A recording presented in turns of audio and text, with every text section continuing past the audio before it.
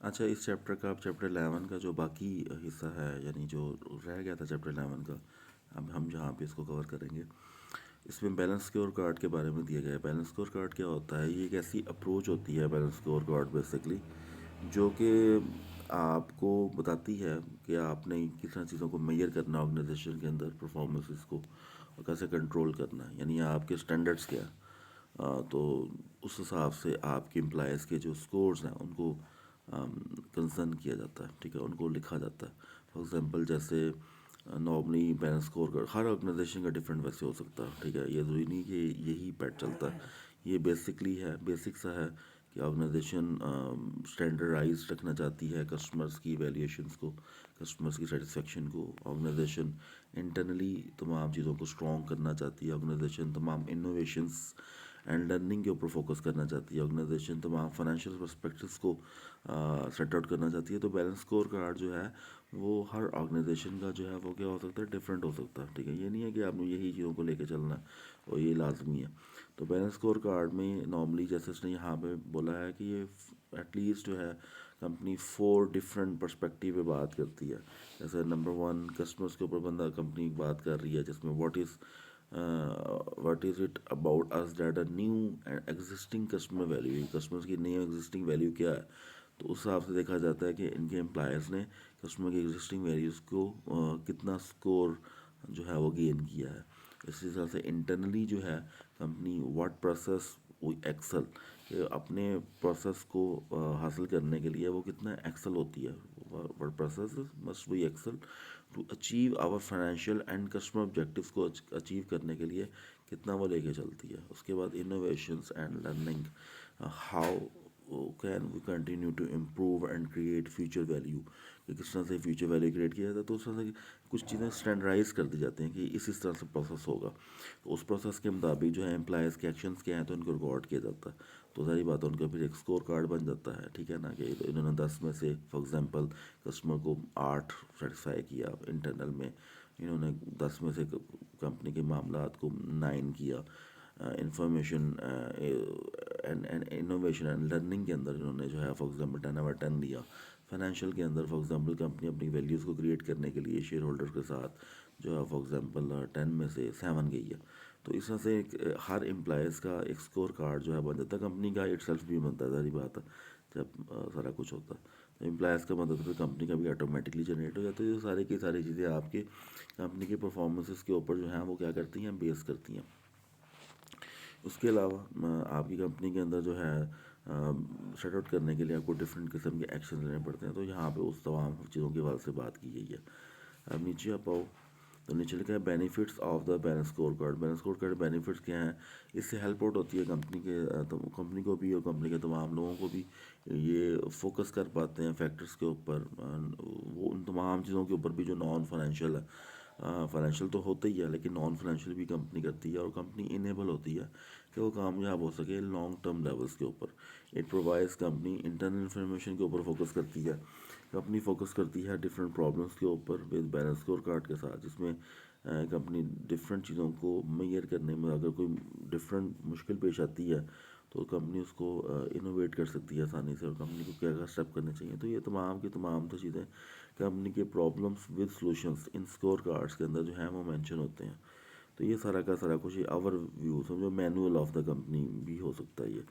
लेकिन इसमें एक खसूसी बात ये होती है कि इसमें हर एक के स्कोर्स को जो है स्कोर्स को काउंट किया जाता है। यहाँ पे लिखा ऑब्टेनिंग इन्फॉर्मेशन इकट्ठी करने में हम ये काफ़ी मुश्किल है हमें। ऑब्टेनिंग फीडबैक करने में सम टाइम काफ़ी मुश्किल पेश आती है। तो उसका एक प्रोसेस है, तो उसका प्रोसेस क्या लिखा हुआ है कि information overload due to large number of measures that may be chosen, ठीक है ना, कि जो अगर बहुत ज़्यादा इन्फॉर्मेशन अगर आपके पास हो तो उनमें को चूज़ कर लें ताकि आपको क्लैरिटी मिल सके। इससे कंपनी ये देखती है कि कन्फ्लिक्ट बिटवीन मेजर्स, अगर किसी किस्म का कोई कन्फ्लिक्ट है तो उसको किस तरह से सॉल्व आउट करना। जैसे उसने लिखा है फॉर एग्जांपल प्रॉफिटेबिलिटी में increase the short term through और रिडक्शन इन एक्सपेंडिचर और स्टाफ ट्रेनिंग। ये प्रॉफिटेबिलिटी आप बढ़ा सकते हैं शॉर्ट टर्म लेवल यानी जल्दी से, किस तरह से कि आप अपने एक्सपेंडिचर्स को, कंपनी के एक्सपेंडिचर्स को कम करो और अपने स्टाफ को क्या करो, ट्रेन करो। तो ये सारा का सारा कुछ जो है वो आपको एक्शंस लेने पड़ते हैं अगर आपकी कंपनी को जो है वो प्रॉपर तरीके से प्रॉब्लम में से निकलना है। और सारी बातें तमाम एक्शंस को करने के लिए कुछ चीज़ें अटेम्प्ट करनी होती हैं। नीचे आप आओ तो नीचे लिखा है building black block model. Building black model जो है ये फिट्जगर्ड एंड मून ने पेश किया था, जिसने ये बोला था कि कंपनीज जो हैं वो डिफरेंट डायमेंशंस पे काम करती हैं, जिसमें कंपनी अपने डिफरेंट रिजल्ट्स के ऊपर काम करती हैं, जिसमें डाउन स्ट्रीम रिजल्ट्स होते हैं और जिसमें अप स्ट्रीम रिजल्ट्स भी होते हैं। डाउन स्ट्रीम रिजल्ट्स में ये होता है कि कंपनी अपनी कंपेटिटिव एंड फाइनेंशियल परफॉर्मेंसेस दोनों को देखती है। और अप स्ट्रीम में क्या होता है, कंपनी सर्विसेज को, फ्लेक्सिबिलिटी को, रिसोर्स यूटिलाइजेशन को, इनोवेशंस को, इन तमाम तो चीज़ों को देखती है। तो कंपनी बिल्डिंग ब्लॉक मॉडल के अंदर रहते हुए down stream and up stream दोनों के ऊपर काम करती है। तो जैसे मैंने पहले बोला कि जो डाउन स्ट्रीम है वो सारी बातें कंपेटिटिव फाइनेंशियल परफॉर्मेंसेस को देखता है, और जो आपका अपस्ट्रीम है वो आपकी कंपनी को क्वालिटी ऑफ सर्विसेज के लिहाज से, फ्लेक्सिबिलिटी, रिसोर्सेज, इस तरह की चीज़ों के ऊपर है वो देखता है। तो आपने ये भूलना नहीं है कि बिल्डिंग ब्लॉक मॉडल जो है वो बेसिकली क्या करता है, कंसर्न करता है basically down stream and upstream के ऊपर। तो पेपर में आपसे इस हवाले से डाउन स्ट्रीम और अपस्ट्रीम के हवाले से पूछा जा सकता है। इसी तरह से अगर नेक्स्ट देखें स्टैंडर्ड्स, कंपनी के स्टैंडर्ड्स जो हैं क्या हैं, कंपनी अपने स्टैंडर्ड्स के लिहाज से डिफरेंट टारगेट्स को अचीव करने के लिए डिफरेंट मैट्रिक्स को एक्सेप्ट लेती है और डिफरेंट चीज़ों को एक्सेप्ट करती है। कंपनी अपने डिफरेंट रिवार्ड्स को गेट आउट करती है, ठीक है, ले हासिल करती है डिफरेंट रिवार्ड्स को डिफरेंट एम्प्लॉयज़ के लिहाज से। तो ये सारी की सारी चीज़ें इस तरह से होती हैं, ठीक है। तो कंपनी अपने स्टैंडर्ड्स को अचीव करने के लिए, मैंने जैसे पहले बोला, टारगेट्स को सेट आउट करती है और डिफरेंट रिवार्ड्स को अचीव करने की कोशिश करती है। अगर कंपनी जो है वो डिफरेंट डायमेंशंस पे काम करती है तो उसको इस तरह से हम ब्लॉक्स में भी शो कर सकते हैं ताकि हमें याद ध्यान रहे कि कंपनी किन डायमेंशंस पे काम करती है। तो कंपनी में डिफरेंट डायमेंशंस में काम करने के लिए प्रॉफिट, कम्पिटिटिवनेस, क्वालिटी को देखती है, सोर्स यूटिलाइजेशन को देखती है, फ्लेक्सिबिलिटी, इनोवेशंस को देखती है, स्टैंडर्ड्स, ऑनरशिप्स, अचीवेबिलिटी एंड इक्विटी को देखती है, कौन कौन से रिवार्ड्स ना, हाँ, जिसमें मोटिवेशन, क्लैरिटी एंड आपकी कंट्रोलेबिलिटी आती है कंपनी के अंदर। तो ये कंपनी के तमाम तरह चीज़ें पर्सपेक्टिव हैं जिसके ऊपर कंपनी जो है नॉर्मली एक स्टैंड रखती है, एक वर्कआउट करती है। इस तरह से इन चीज़ों को आपने जो है हमेशा पर्सपेक्टिव में ध्यान में रखना है कि कौन कौन सी डायमेंशन हैं जिसके ऊपर, या कौन कौन से पर्सपेक्टिव हैं जिसके ऊपर कंपनी वर्कआउट नॉर्मली करती है अपने स्कोर कार्ड को बेहतर करने के लिए। तो स्कोर कार्ड यूँ समझ लो कि कंपनी का एक क्राइटेरिया है, ठीक है, जिसमें कंपनी काम करती है। उसके अलावा आगे देखते हैं जिसमें कंपनी जब डिफरेंट डायमेंशंस पे काम करती है तो कंपेटिटिव परफॉर्मेंसेस के लिए कंपनी मार्केट शेयर को इम्प्रूव करती है, सेल्स ग्रोथ को इम्प्रूव करती है, कस्टमर बेस को इम्प्रूव करती है, कंपनी फाइनेंशियल परफॉर्मेंसेस को बेहतर करने के लिए प्रॉफिटेबिलिटी को इम्प्रूव करती है, लिक्विडिटी को इम्प्रूव करती है और रिस्क को रिड्यूस करती है।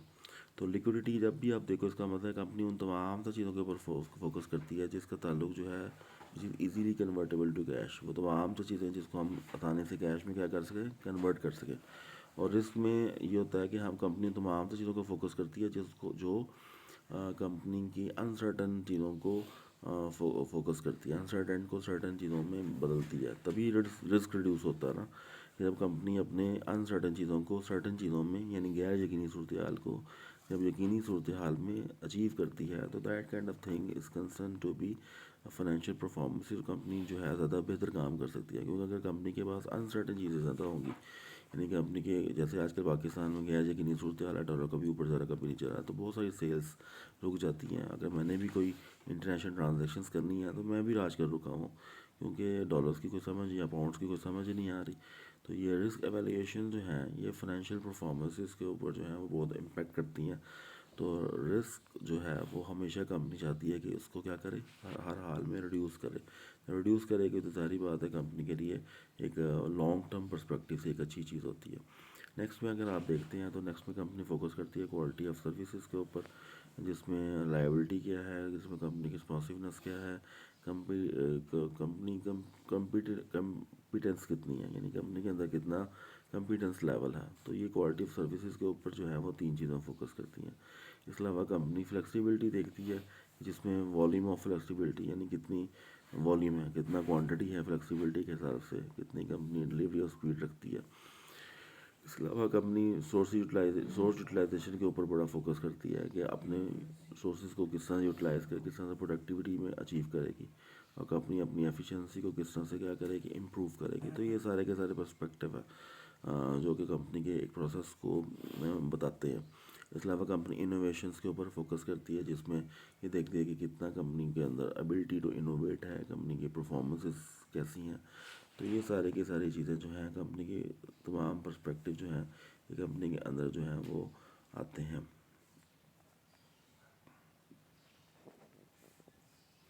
नेक्स्ट में हम देखते हैं